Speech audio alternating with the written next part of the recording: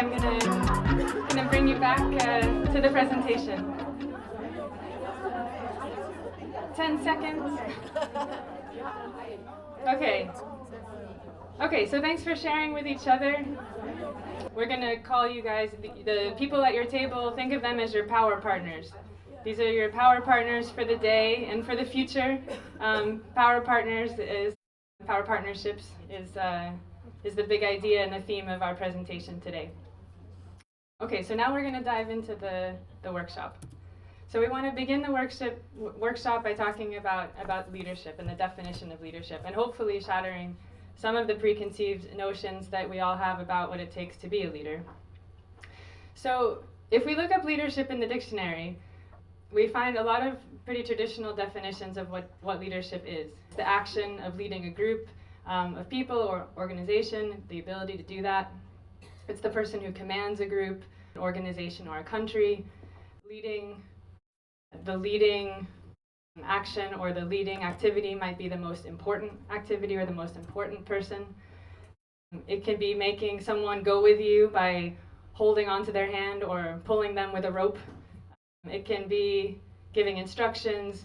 You think about a person who's leading as being alone out in front. I don't think these definitions are something that I am aspiring to.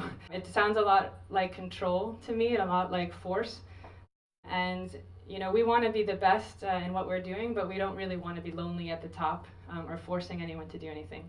But these nonetheless are the preconceived notions about leadership that a lot of us have. And traditionally that's how it's been. If you think about the world, back in the 20th century, we had the Industrial Revolution. A lot of work was being done on assembly lines. You had a lot of military action going on around the world. And in many cases, your job was to just follow instructions from your boss. The commander, if you're in the military, says jump and you say how high, and that's all that is expected from you and no more. And if you also think back to that time, there really weren't any women in the workforce. After World War II, women entered the workforce, and now, just as many women as men are working. And we also now, today, we have the rise of the internet and the information age. And you don't have to be powerful or rich to be heard or to lead. We've got crowdfunding. You can raise money from everyone around you for developing new products or new ideas that you have. You can make videos to be discovered for your talents on YouTube. There's a lot of people who are silent but are working together through their network and in their communities to make a massive difference in the world. So that's really exciting. We can get our information today from so many resources, and we all have these ideas and contributions to give, and we have questions that we want to bring to the table. And in the information age, we now have this knowledge economy. We're no longer satisfied with taking marching orders or doing repetitive, non-thinking tasks. And as business owners, we're motivated to empower employees as well, because many times they are the subject matter experts on innovation. So being a good leader today is about engaging in a dialogue with staff. It's about incorporating ideas, keeping open lines of communication, about plans and decisions. And we're thinking strategically today in ways that we never did before. And we see in companies many times the hierarchies are starting to flatten.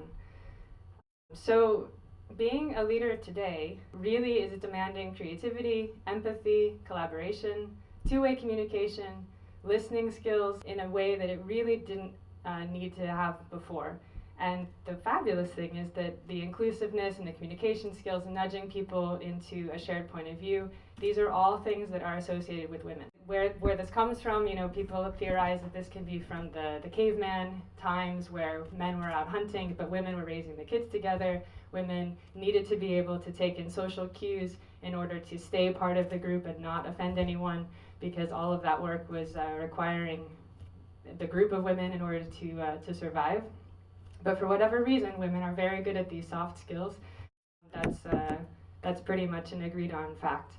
So you can say that we've witnessed over time a feminization of leadership. And while the traditional leadership model with stronger, more controlling characteristics has been perpetuated through some men. So male bosses may continue to do that. Maybe female bosses do as well.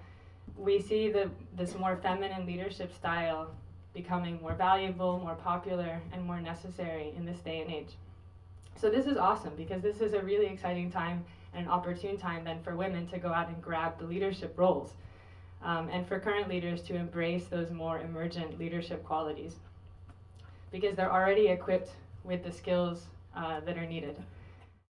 So when we do that, when we achieve this type of leadership in our businesses, what the results are that we have more engaged staff, we have more meaningful interactions, and we're harnessing the power of teams. Thank you. So actually we wanted to do not really a discussion because we're conscious of the time, but just by a show of hands, I wanted to ask, if people agree that leadership has changed in this way, and how many people are actually more familiar with the traditional form of leadership in their experiences. How many people are dealing on a day-to-day basis with more of the traditional controlling style people? Okay, yeah, I do with certain people.